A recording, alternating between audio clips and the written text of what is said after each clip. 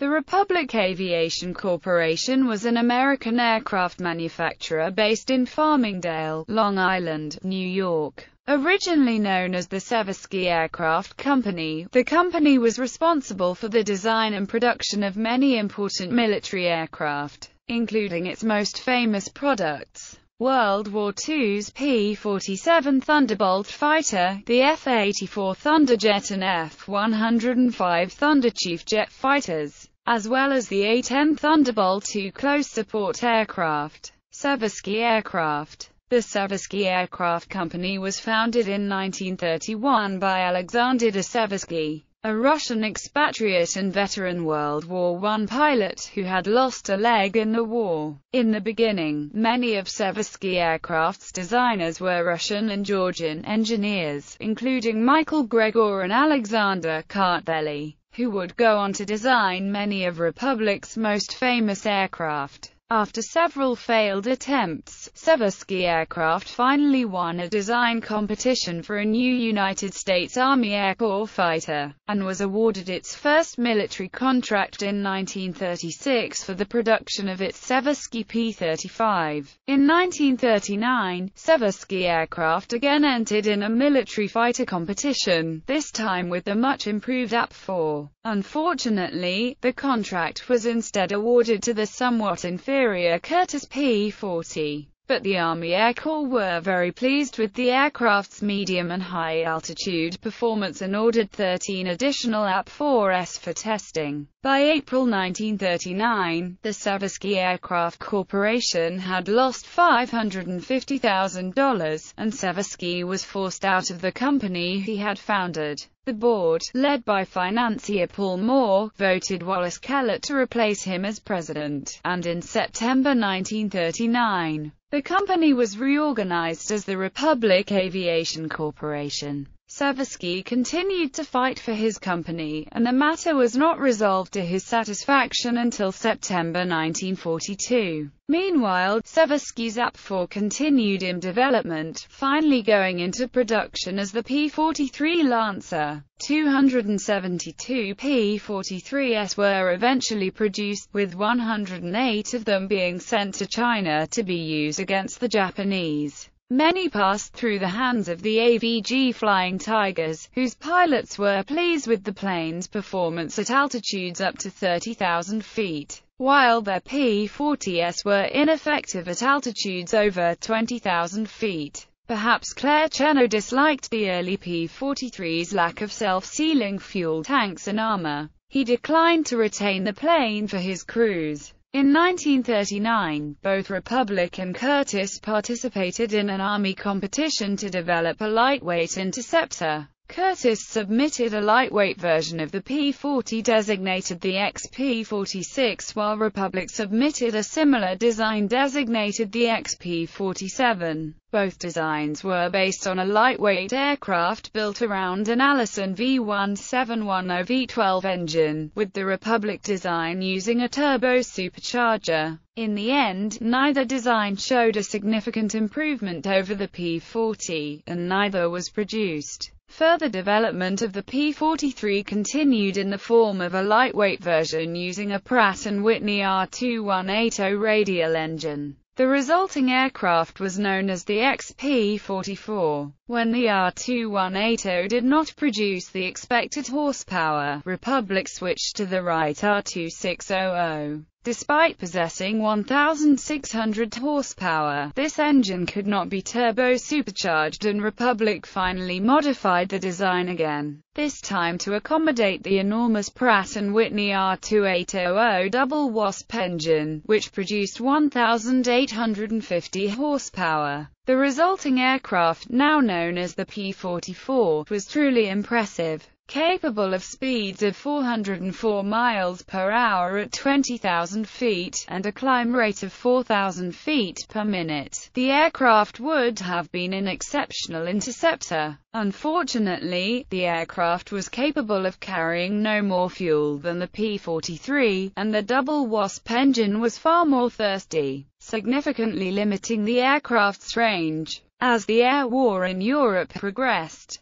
The Army was discovering that what it really needed was a long-range fighter capable of escorting bombers into Germany. Alexander Kartveli was called to the Army's Experimental Aircraft Division and told of the new requirements, and that the P-44 would not be ordered in its current configuration. This was a devastating setback for Kartveli and Republic Aircraft because Kartveli knew the XP-44 could not be redesigned to meet these new requirements. On the train back to New York, he began sketching a new design. This aircraft would become the P-47 Thunderbolt. P-47 Thunderbolt. The USAAF refused to give Republic any money for the development of the new XP-47B, so Republic paid for the construction of the first mock-up, reusing the cockpit area of the P-43. By the time the prototype was ready for testing, it weighed over 12,550 pounds, 900 pounds over the Army's limit for the new fighter design, and far more than any single-engine fighter ever developed. It also could carry only 298 gallons of fuel, 17 gallons less than the requirement, but the Army was generally pleased with its performance,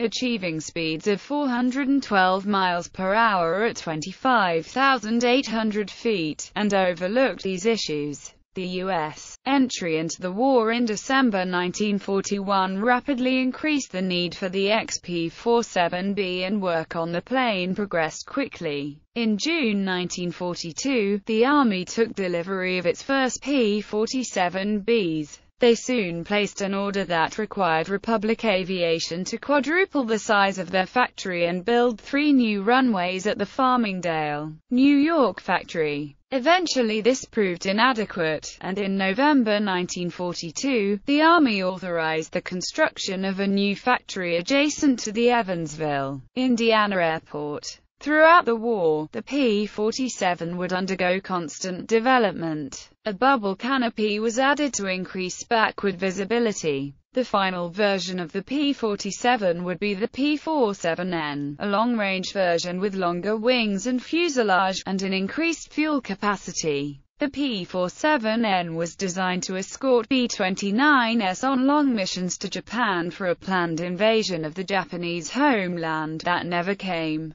Production of all versions ended in November 1945. By then, 15,660 P-47s had been built, making it the most produced U.S. fighter of the war. 1,816 would be the long-range P-47N model. This model would continue to serve with Air Force Reserve and Air National Guard units until the mid-1950s. Republic ranked 24th among United States corporations in the value of wartime production contracts. Rc3 Cb. In 1946, Republic temporarily left the field of military contracts to produce the Republic Rc3 Cb, an unusual all-metal amphibian. The Cb was the brainchild of Percival Spencer, a former Republic P-47 test pilot. He convinced the Republic Board of the need for a light sport plane to meet a demand for private aircraft from pilots returning from World War II.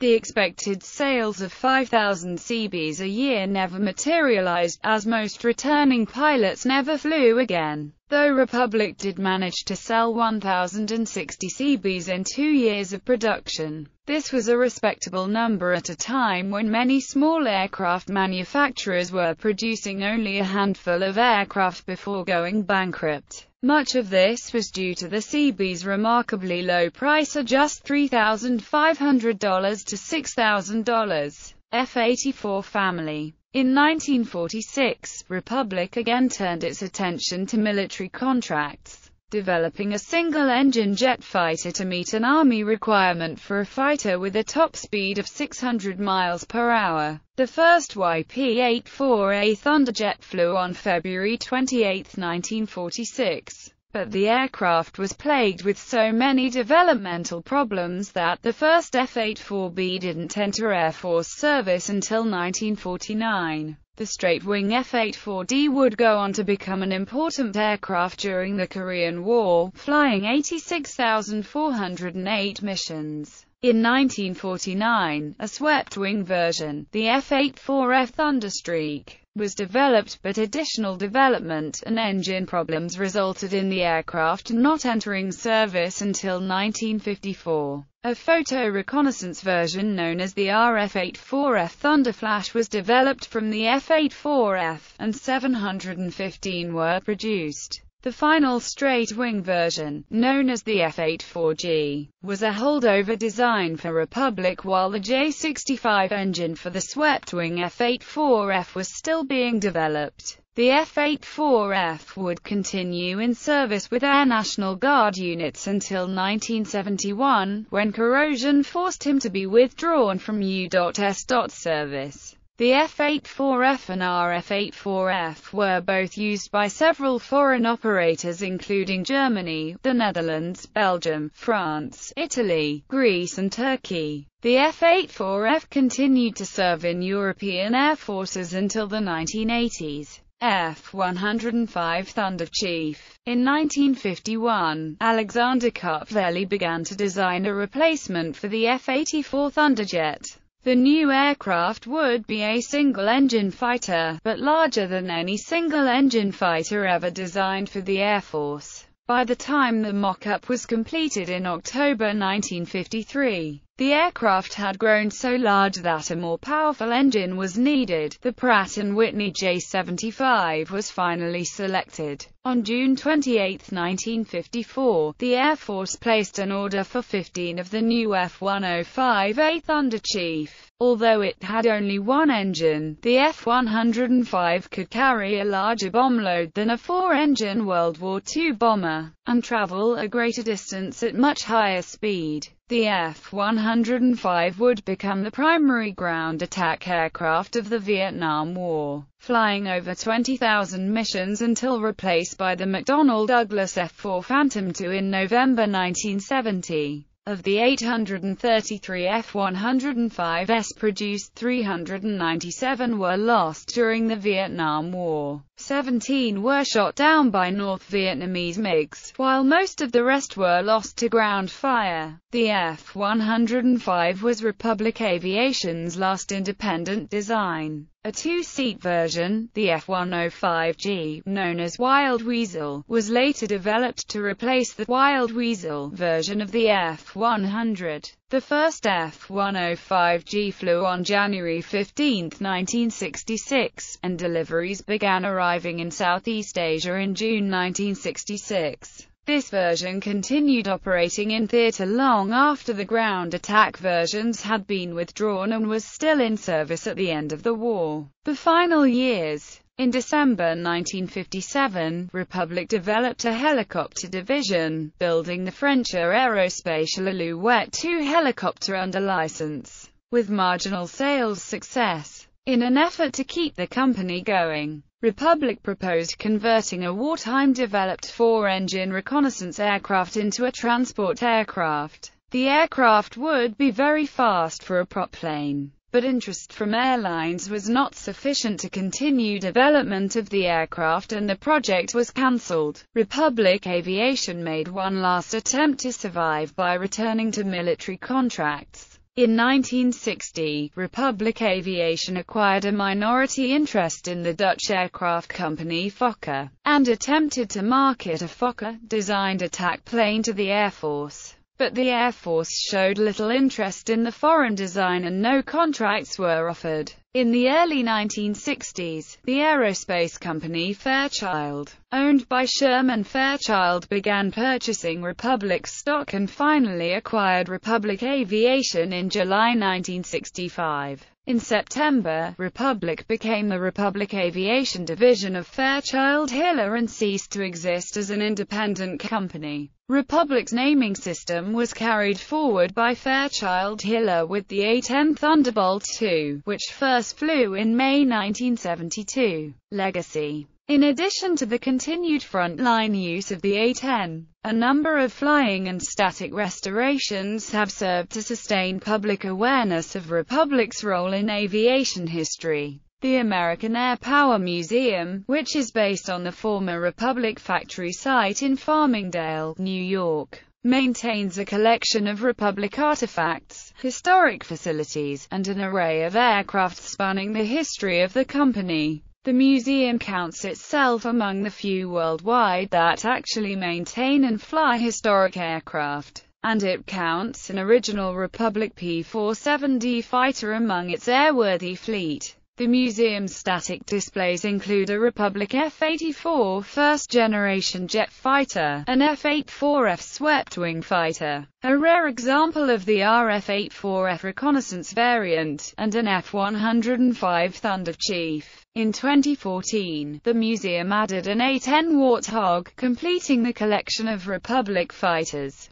The museum's volunteer corps includes both former Republic line workers and Air Force veterans with direct Republic aviation flight experience. During the fall of 1987, Fairchild Corporation destroyed Republic's corporate archives. Joshua Stoft, the curator of the Cradle of Aviation Museum on Long Island, wrote in Air and Space magazine that, upon being invited to have a last look at the archives, he surreptitiously took one document with him. That lone surviving document was a contract for 225 P-47Bs from Republic for the U.S. Army Air Corps at a cost of $16,275,657.50 is now housed at the museum. The Long Island Republic Airport Historical Society, housed in the Republic Airport Terminal Building, maintains several photo exhibits on Republic aviation and Republic aircraft.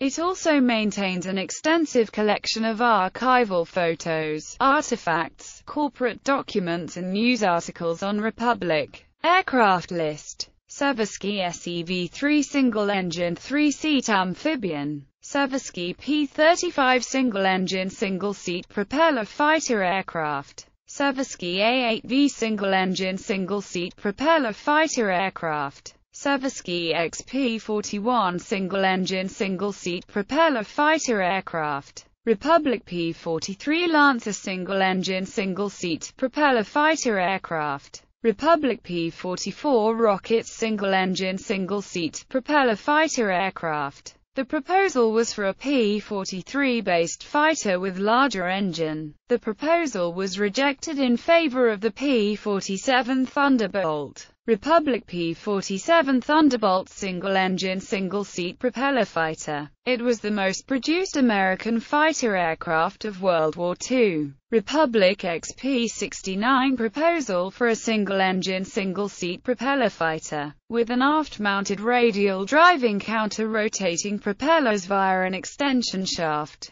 The proposal was rejected in favor of the XP-72 proposal. Republic XP-72 single-engine single-seat propeller fighter, a proposal for an upgraded P-47. Two prototypes were built before the end of World War II. Republic Ford JB-2 Pulse Jet Pilotless Guided Missile, an American copy of the German V-1 flying bomb. Republic F-84 Thunderjet single-engine single-seat jet fighter used in the Korean War. Republic XF-12 Rainbow 4 radial engine long-range reconnaissance transport aircraft. Republic Rc3 Cb single-engine 4-seat pusher propeller amphibious aircraft. Republic XF-91 Thunderceptor single-seat interceptor fighter aircraft with a turbojet engine and 4 rocket engines. Republic F-84F Thunderstreak single-engine single-seat jet fighter, swept-wing variant of the F-84. Republic XF-103 Thunder Warrior single-seat interceptor fighter aircraft, with a turbojet and ramjet engines giving a projected maximum speed of Mach 3. The proposal was rejected. Republic RF-84F Thunderflash reconnaissance version of F-84F, using wing-mounted intakes for the jet engine. Republic XF-84H Thunderscreech single-engine single-seat fighter. The F-84F's jet engine was replaced by a turboprop engine driving a nose-mounted propeller via an extension shaft. The propeller tips traveled at Mach 1.18. Republic F-105 Thunderchief single-engine, single-seat jet fighter, used during the Vietnam War. Fairchild Republic A-10 Thunderbolt II twin-jet engine, single-seat ground attack aircraft.